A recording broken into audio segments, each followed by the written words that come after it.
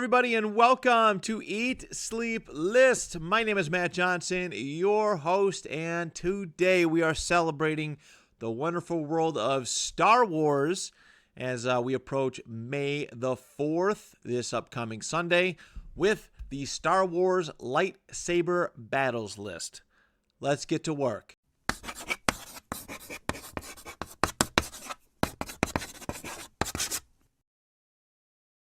Over the course of this episode, I'm not sure how long it's going to take yet, hopefully relatively swift and at a reasonable duration, I'm going to try and explain to you how much Star Wars means to me, okay?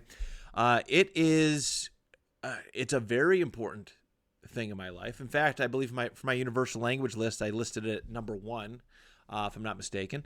But I adore Star Wars. I do. This world that George Lucas created way back in the late 1970s, 1977, of course, being the when A New Hope or the original Star Wars dropped. It has transcended pop culture. It is incredible. Like everybody knows about Star Wars, whether you've watched it or you haven't, which I do actually know a few people who've never seen a Star Wars film. You are aware of it. It is one of the best fictional worlds ever created. Well, actually, in this case, galaxy. But Star Wars is larger than life. It's incredible, and I love how it has crossed so many different mediums. Right? There's plenty of books. A lot of my early book reading was reading Star Wars novels. Okay, video games. Some of the great Star Wars video games over the years. Toys. I have collected over the years many incredible Star Wars toys. Okay. There's apparel. There's CDs. There's so much. There's memorabilia, collectibles, props. As you'll see from the thumbnail picture that I post, but it is everything, and it's really cool knowing my lineage and history around Star Wars, okay? Like my dad, he actually seen it. I think it's called Grauman's, but that Chinese theater in California. He's seen the original Star Wars there way back in 1977. Like that is so freaking cool to me because that movie theater is iconic. And then coming up on my own through it, having my own experiences with Star Wars. I don't know if I touched on this before, but the first time I ever went to go watch a Star Wars movie was in 1996 or 7. When A New Hope was re-released for movie theaters. And my parents loved to pick on me for this, but we're watching A New Hope, and the painfully slow desert scene where C-3PO and R2-D2 are just mulling through, and as soon I don't remember anything after that, at least from that movie viewing experience, because I fell asleep, and I didn't wake up until the credits. The big John Williams orchestra is blaring their instruments. I fell asleep during it. It is funny to look back on that time and that moment and see how much I've fallen in love with this property. Star Wars is great because it transcends generations, right? There's my dad's generation who watched the original trilogy. There's my generation who watched the prequel trilogy, and that was their version of Star Wars. And then there's a whole nother generation, whether you like it or not, that enjoys the sequel trilogy. That is their comeuppance and gateway, so to speak, into the bigger world of Star Wars and all the lore and stuff that has come with it. But we're here to talk about the lightsaber battles today. We're going to do a lot more Star Wars lists as long as this show keeps going. But I want to hone in on the lightsaber battles, okay? Because this is, to me, it's the best part of every Star Wars movie. We watch things, we listen to things because there's a hook, okay? When we listen to music, more often than not, the chorus is one of the better parts of the song. Everything else in between, the rest of the lyrics are leading up to the chorus, and we get really excited when that chorus comes. The chorus is usually quite iconic and something that we can all sing along to because it's some of the most memorable parts of the song. I'll do this one. Growing up, Mighty Morphin Power Rangers. What was the best part of watching the Power Rangers show? It's morphin time, and then the morphing action sequence. Okay, when their heads are all in just their heads and the hands with the morpher graphic. All right, that was one of the highlights. Right, that was the part that most excited you, pumped you up, and you knew things were about to get real.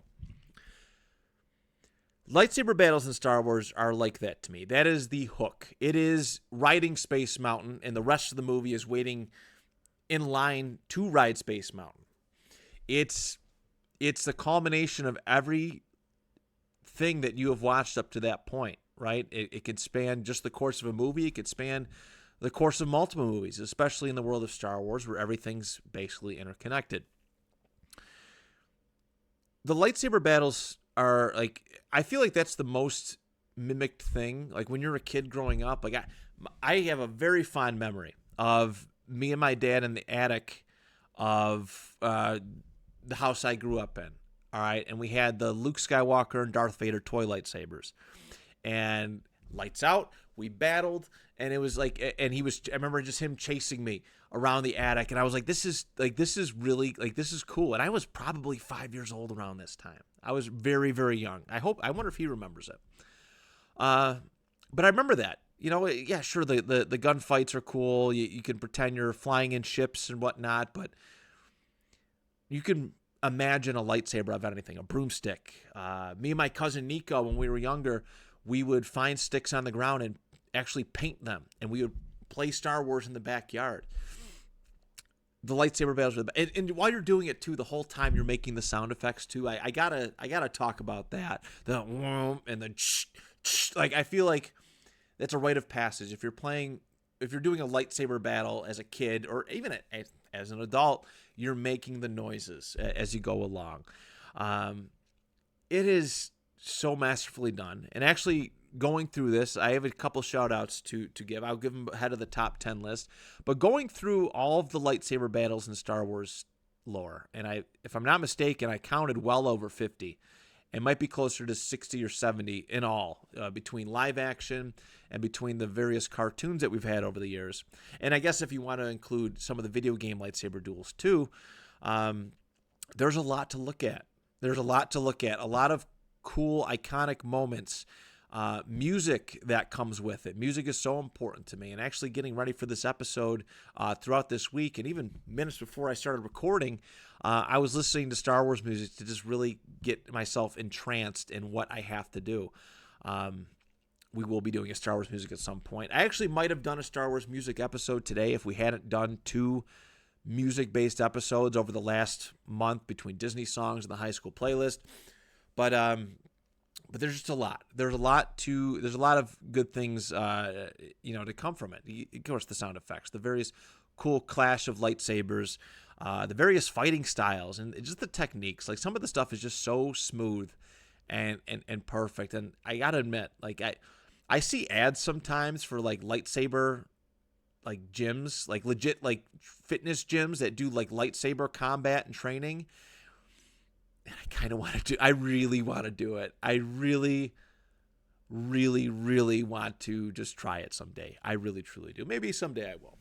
But yeah, it's to me, it's so great. I have worn out VHS tapes just rewatching it. I can, even though it's better watching a lightsaber fight after enduring an hour and a half of the rest of the movie. I shouldn't say enduring. I do love most of them. But watching most of these films, the lightsaber duels mean a lot more. But I wore out VHS tapes just listening, or just listening and watching to these lightsaber battles over the years. So they mean a lot to me, and easily my favorite part of being a Star Wars fan.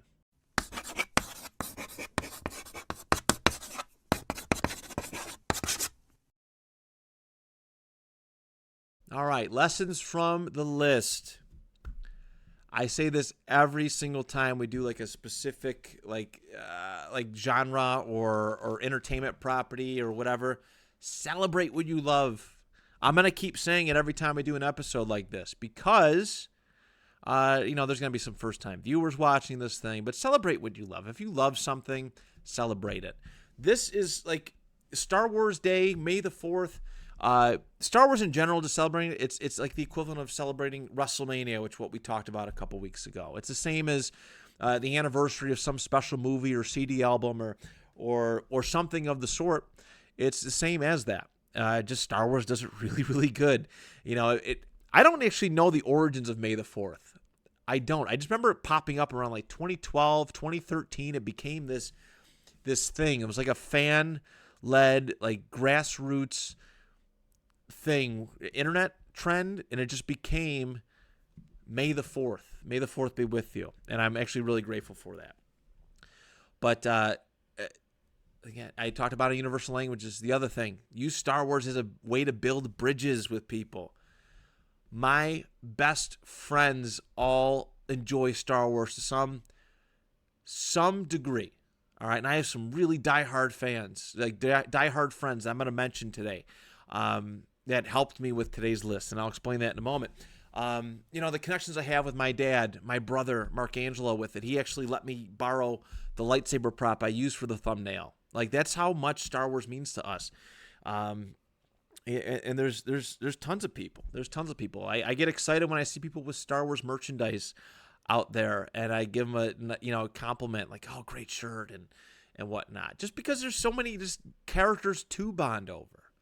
All right, if I am obsessed with Star Wars, I talked about this on the podcast when it came to the WrestleMania list, like how I never have to watch WrestleMania alone or professional wrestling alone if I choose not, if I so choose.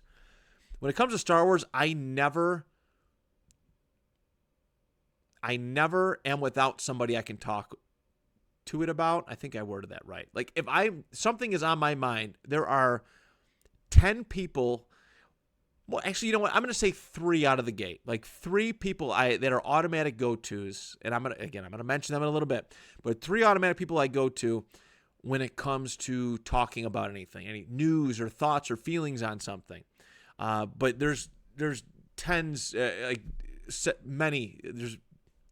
dozens of people I can reach out and talk Star Wars with about. And I think that's one of the coolest things about being a fan of this.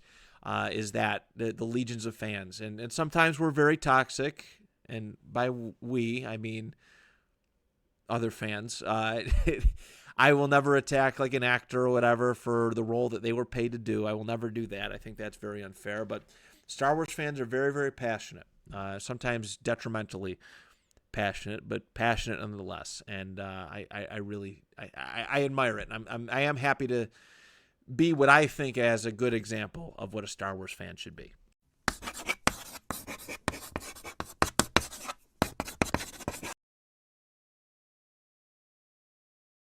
All right, here we are, my top 10 Star Wars lightsaber battles. Now, I'm going to give some credit to the friends. I mentioned 3 people throughout this episode so far, throughout this video so far, that have helped me. I want to give a shout out to my friend Will. All right, Will Smith, who I mentioned on my Life Heroes list, Life Teachers, excuse me. My good buddy Greg, who is a professional wrestler under the name James Sega, has been a wonderful, wonderful friend, and he's been hooking me up with Star Wars Celebration news. By the time this episode drops from a couple weeks back. And my good buddy Brian Finchy, who co-hosts with me on the Eat Sleep List podcast. But I didn't want to exclude anything when it came to this. And when it came to this list, I know the live action stuff very, very well. The animated stuff I've watched, I've enjoyed, but I've also took a while to come into it because I hated the art style, the animation style. So what I actually asked these 3 gentlemen to do separately is send me lists of lightsaber battles, especially from the animated series, because again, I'm not very well in now. I'm not very well versed in it. Know some of the big ones, but I want to, that. But send me lists of great lightsaber battles that you think I should watch from whatever. And each one of them did amazingly with it. They sent me these lengthy lists, and telling me where to find them at, and it was a great reference point, and I did include several of the ones on there. And it's not me like just kind of caving in to people outside information. I told them to give me suggestions, and I watched them and tried to see if I could feel something, and I did for several of these fights. So I want to thank those three gentlemen extensively for their help in today's list, because again, I could do a top 10 live action battles no problem and just forget about the animated stuff, but that wouldn't be very fair to the actual really good animated stuff that I've seen. So shout out to those gentlemen. I appreciate and love each and every one of you for contributing to this episode, and a massive thanks. So here we go. My top 10 Star Wars lightsaber battles. Here is my compilation of what I think is the best. Number 10. This show was hit or miss with a lot of people, and many didn't like it. Many didn't understand the point of it. There was a lot of pushback on it. I adored this show, as I'm obsessed with these characters, but I'm going to go to episode 6 of the Star Wars Obi-Wan Disney Plus series. Okay, is that duel between Obi-Wan and Darth Vader on the planet that I still can't name. Even if you said it to me, I'd be like, yeah, sure, that's the planet.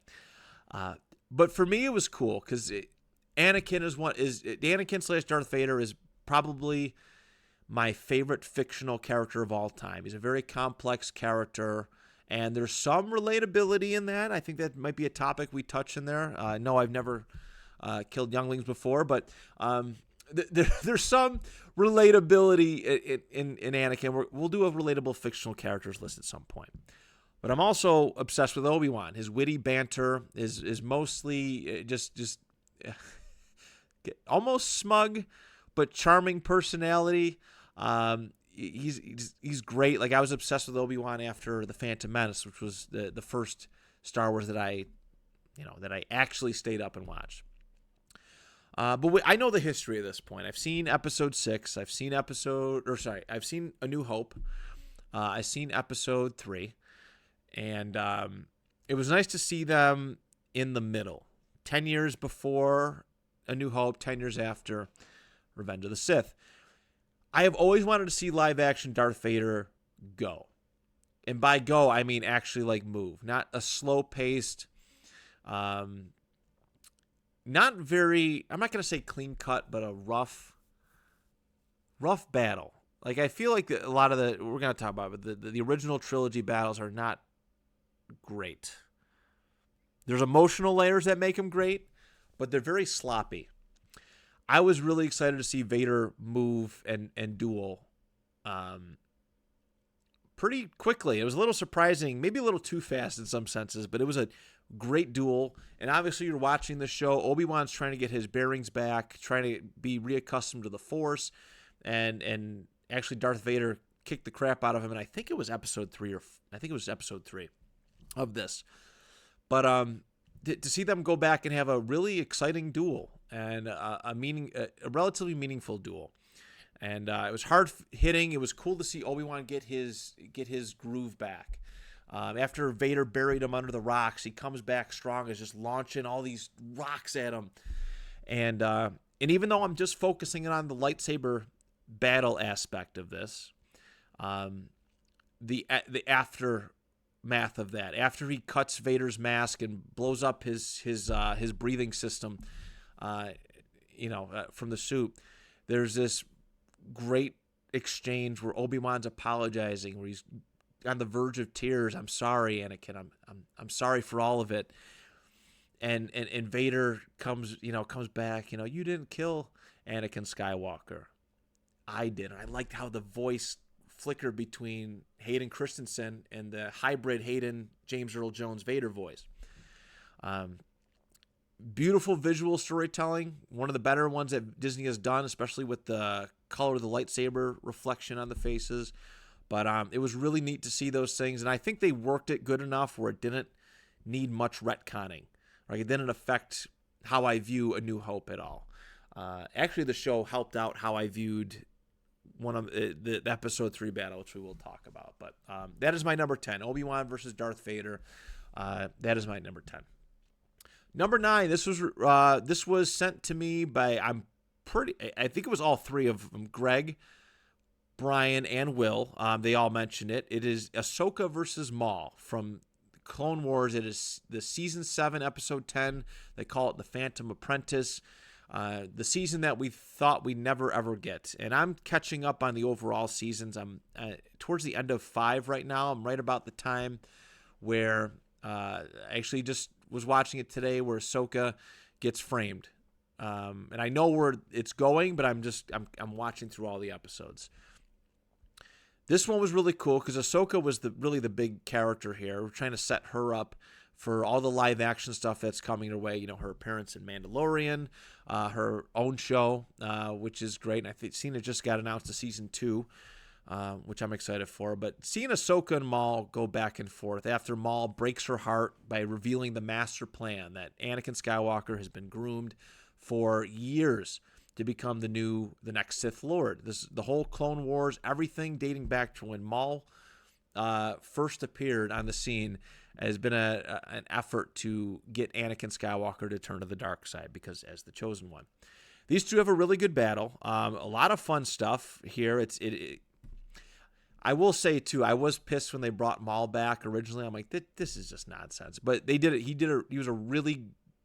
They used him really effectively, and it was a major part of the Clone Wars. And I'm glad they did. I think they made it work. But a really effective duel, cool athletic stuff. You got the double-bladed lightsaber versus the Ahsoka with the 2. Some cool back and forth. Ahsoka gets the upper hand, and Maul gets kidnapped. But I love again the after part of this, and Maul's screaming because death is better than what's coming, and he knows what's coming because he's been privy to the plan the entire time. Set things in motion with everything on Mandalore and whatnot. But awesome stuff. And the fear in Maul's eyes afterwards was insane. He wished for death rather than being kidnapped by what would soon be the Empire.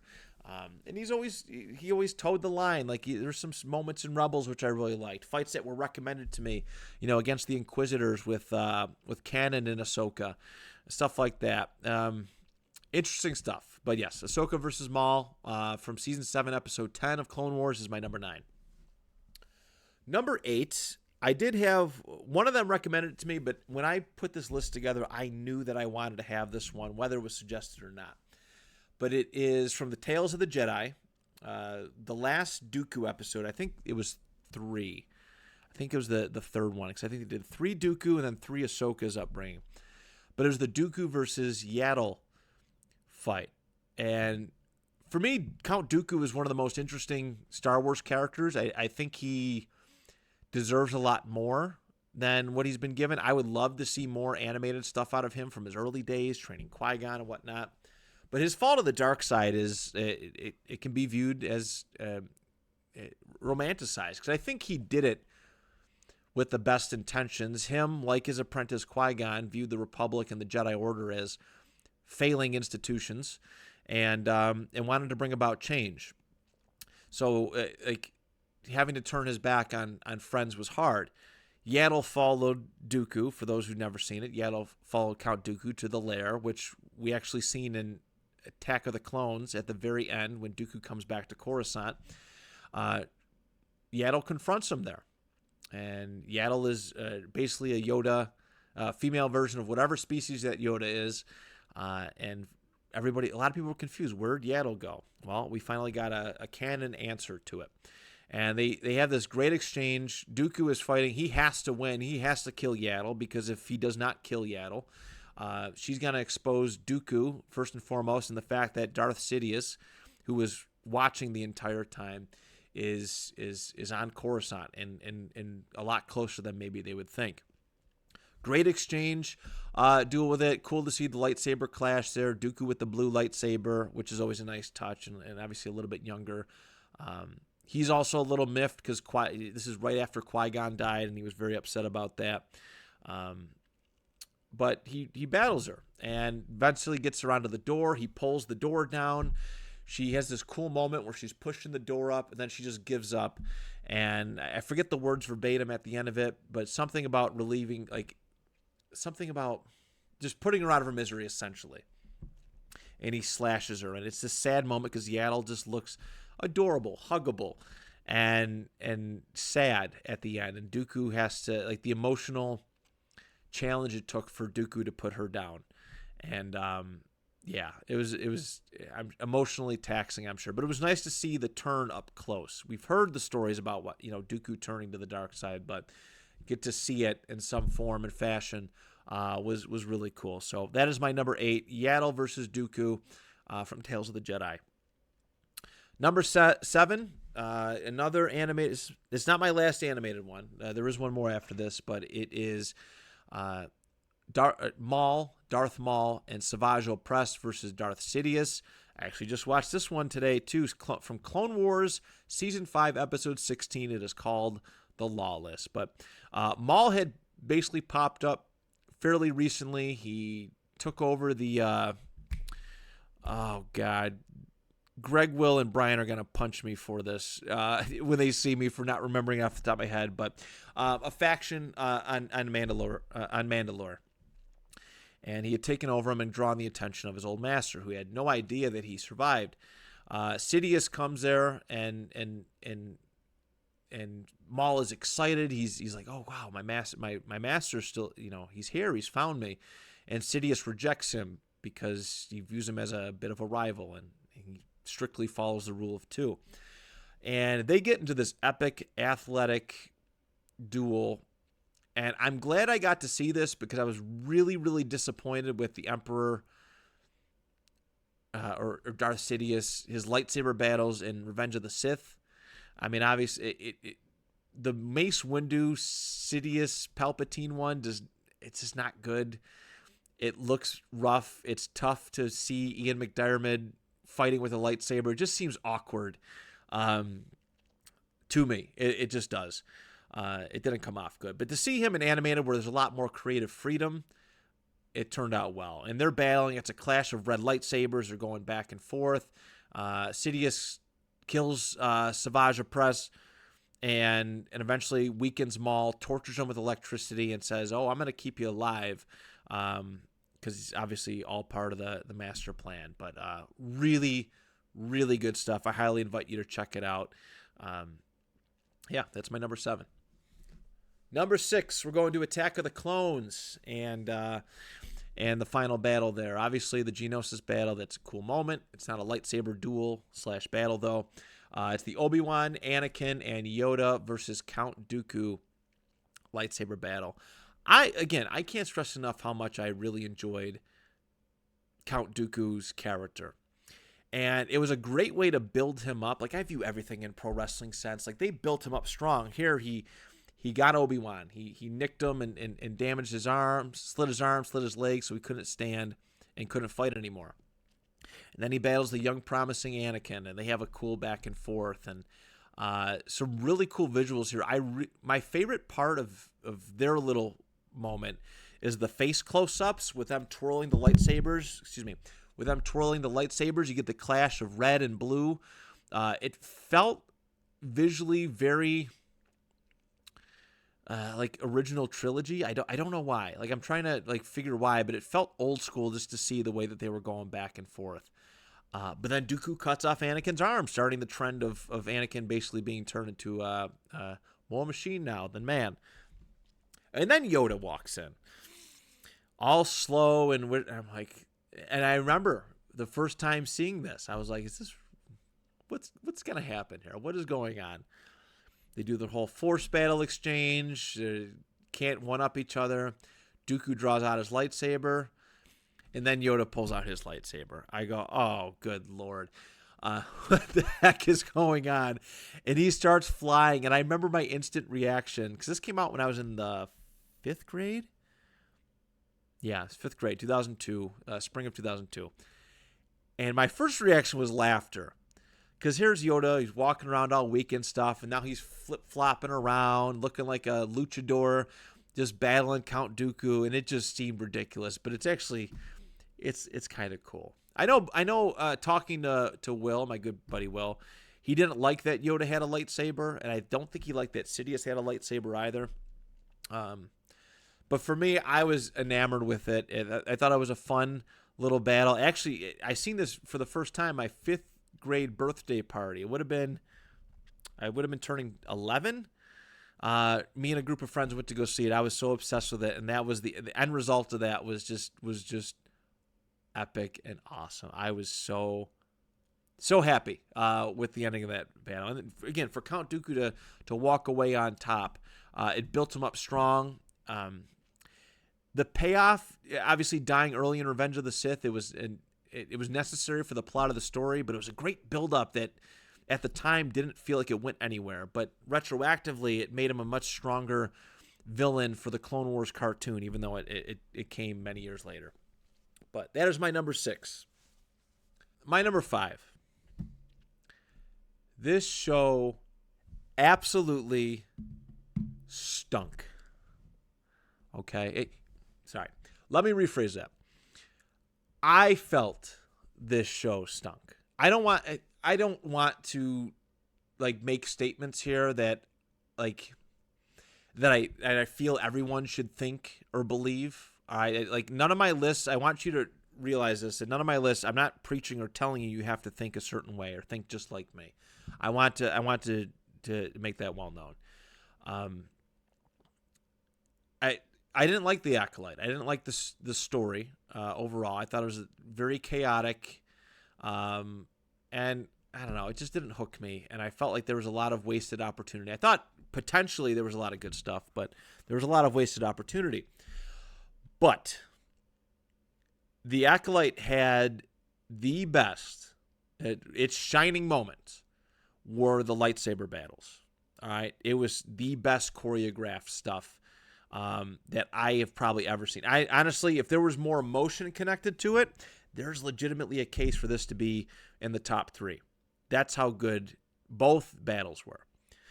I weighed my options because there was 2 major ones. There was the battle with the big battle in Episode 5, where Lord Khmer, I think that's how you pronounce his name, is just slaughtering all the Jedi. And there's a lot of good exchanges with some of the apprentices. It is vicious and some of the most violent Star Wars stuff I've ever seen. But I also I wanted to view the one-on-one between Sol and Khmer, Lord Khmer. Sol was the best character of that show, hands down, in my opinion.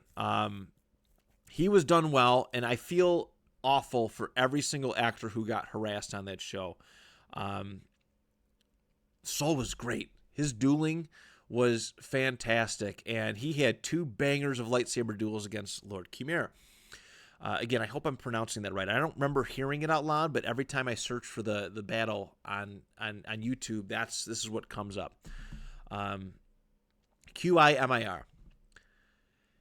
He beat Lord Khmer twice, like in some extravagant duels, very powerful, hard-hitting duels, and very technical duels as well. Like, he beat him twice, and the only reason why he lost was because of run-ins or outside interference, we'll lightly say.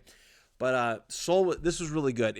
I liked the Crouching Tiger, Hidden Dragon, Matrixy blend with Star Wars lightsaber battles. It was fantastic, and I got to give it props. Even if you don't like the show, again, I didn't like the storyline. I didn't like the way that the show was filmed, or some other aspects. Not the way it was filmed, but just the way that the story panned out.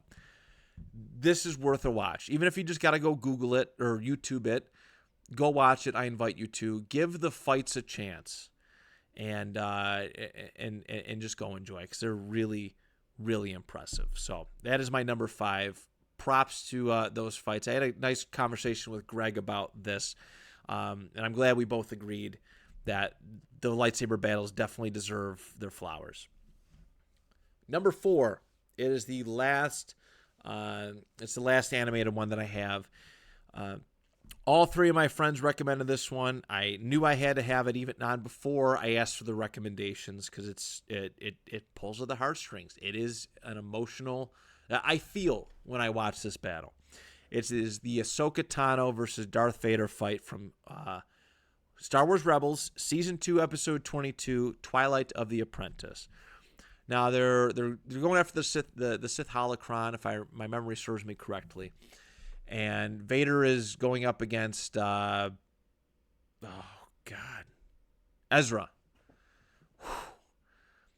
Greg, they were gonna punch me again if I forgot Ezra Bridger's name. They were gonna punch me again. But Vader was battling Ezra, and Ezra's really not the great Ezra that we maybe see him now. But he's battling. He's showing no fear, and then Ahsoka shows up, and they have this brilliant exchange about, basically about Anakin Skywalker and beyond that. There's a whole, revenge is not the way of the Jedi. I am no Jedi. Awesome stuff. Ahsoka charges at him, and it's another great Darth Vader athletic duel. And obviously, again, animated stuff, you could take a little bit more liberties. There's a lot more freedom with that, and it is some great stuff. And when Ahsoka hits him in the mask and his face gets exposed, and he's calling out to her, Ahsoka, and you can hear obviously it's not Hayden Christensen, but you can hear Anakin Skywalker underneath the mask. And much like the Obi-Wan Vader fight, like I obsessed with it, like this, the art of that storytelling. Another fun exchange where he's calling out to her and he's like, I'm not going to leave you again. And then it just escalates. It escalates again. And Ahsoka essentially, in the moment, sacrifices herself so the rest of the rebels can escape, but she does get saved. God, so good. Powerful. If you are like me and didn't watch the animated stuff because of the art style or just because you didn't think you'd enjoy cartoons, please go watch this. Please go watch this. Things will especially after watching the cartoons, like you'll have such a more emotional attachment to it. When I first seen just this fight alone, and this was when I was still hating on the cartoons, I wasn't giving them any time of day. It was really cool, just in the outside looking in. But now that I understand their relationship so much more, the relationship between Ahsoka and Anakin Skywalker, now that I understand the relationship so much more and so much better, the feeling that it gives me, it's pulls at the heartstrings. It's amazing. So please go check that out if you have never. All right, every entry here from here on out is one of the mainline movies, and I think most people would agree that these belong on the list. Okay, it is my number 3 is Luke Skywalker versus Darth Vader from Return of the Jedi. I weighed putting the Empire Strikes Back battle on this list. I did consider it, but after thought, it's not a great fight. There's a cool moment at the end of it. No, I am your father. And there's some cool exchanges, but it's not much of a fight. And it's a lot of Darth Vader just kind of toying with Luke. He's throwing stuff at him using the Force. The last bit where Vader's charging at him is really cool. That's a cool bit, the exchange there, and then eventually Luke's hand gets cut off. Spoiler alert. But Return of the Jedi was emotionally great. And this is the most athletic one. It was the most intense fight of the original trilogy. And I think it left a lot of hope as to, what could be. What could be with Star Wars. If they continue on and make more Star Wars stuff, how great can these lightsaber battles get? And this was impressive. The exchange between father and son, Luke and Darth Vader, was great. It's kind of interesting too, because obviously the Emperor is there. He's pushing Luke's buttons, trying to draw him to the dark side. And I look at the opening swipe, right? Luke's trying to swing his lightsaber at the Emperor.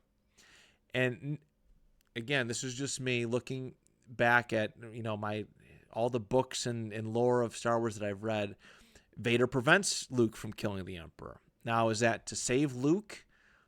In a sense, is this to save Luke? Because basically Vader was talking about, Luke joining him at the end of episode 5, right? Join me and we can destroy the Emperor and rule the galaxy as father and son.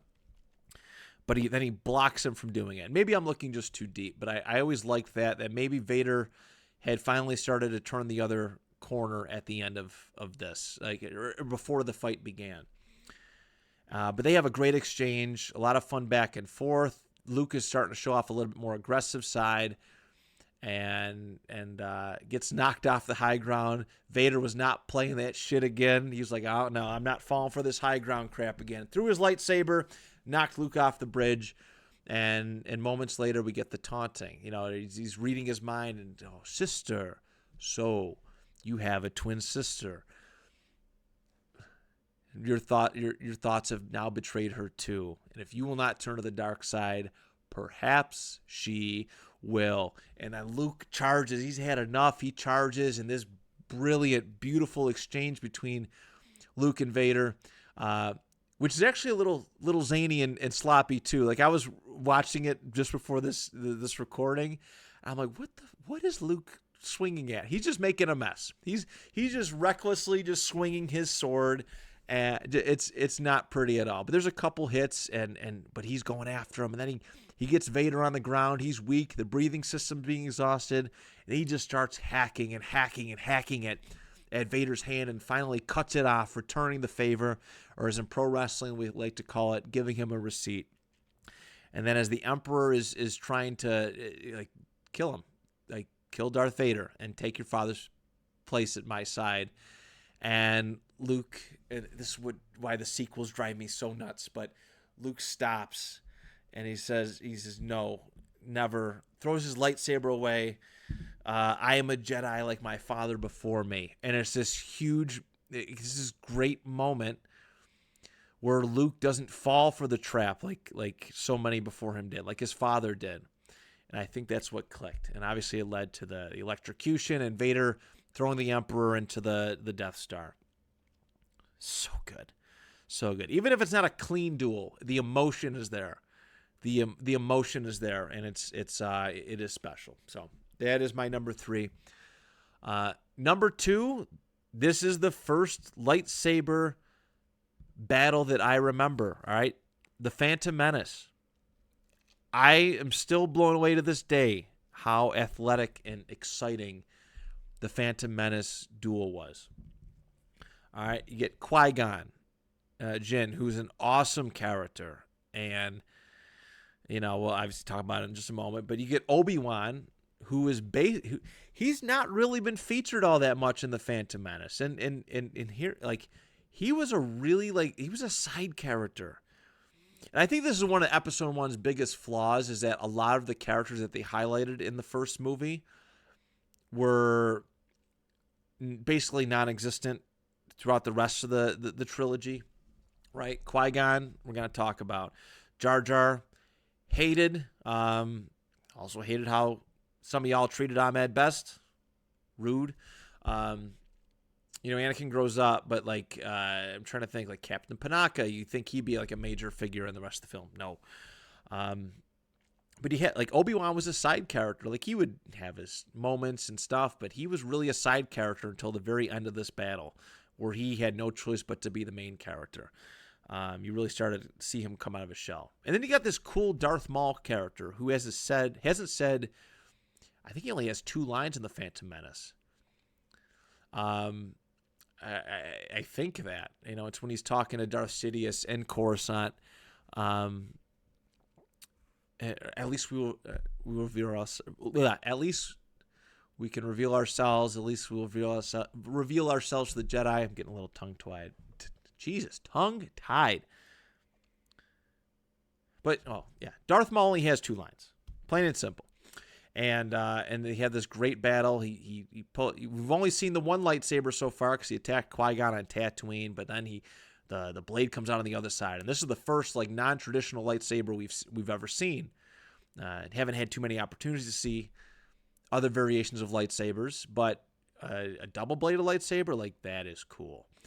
And it's just really neat because Qui-Gon's like, all right, we'll handle this. You guys, Padme, Panaka, you guys go figure everything out.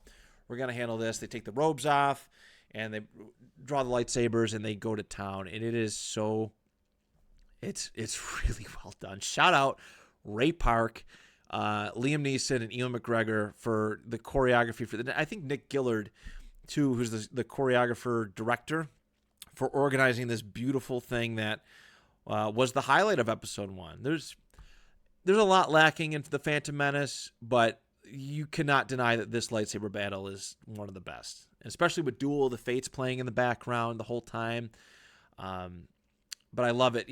Maul eventually gets them separated. I'm talking to you guys like you've never seen it before, but just hear me out. I'm trying to paint this picture. Maul gets them separated, so it's just him and Qui-Gon, and obviously he gets him in one of the reactor areas and kills Qui-Gon. And the last minutes of that fight, where it's just Obi-Wan and Maul, Obi-Wan's just standing there.